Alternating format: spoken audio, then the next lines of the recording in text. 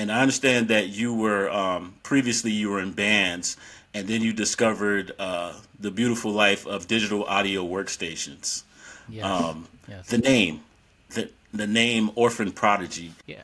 Yeah. So I've only been in one other band, my first band, and that lasted for almost 2 decades. And Wow.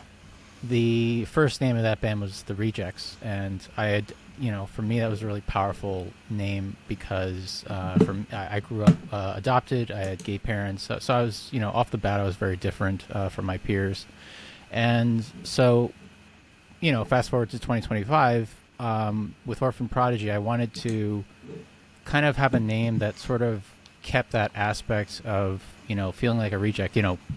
We actually had to change the name, and then we continued on our career because we were going to get sued by a bunch of other bands. But um, anyway, so with Orphan Prodigy, I wanted to kind of maintain that level of feeling like an outsider, but also in a positive way. So I feel like Orphan definitely has like a negative connotation sometimes to it, being alone, being singular, being like a singularity or an anomaly maybe, and then Prodigy kind of makes it feel like this sort of, I guess, like this more positive.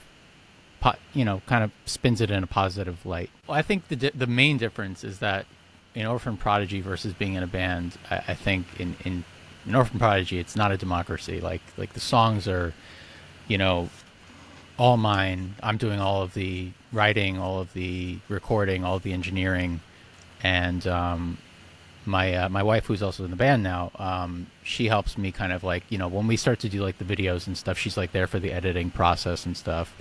I have a drummer and a bass player who came on board 2 years ago to start playing live shows, but as far as the creative side of things, it's really just like whereas my previous band was probably like 90% me, this is 120% me.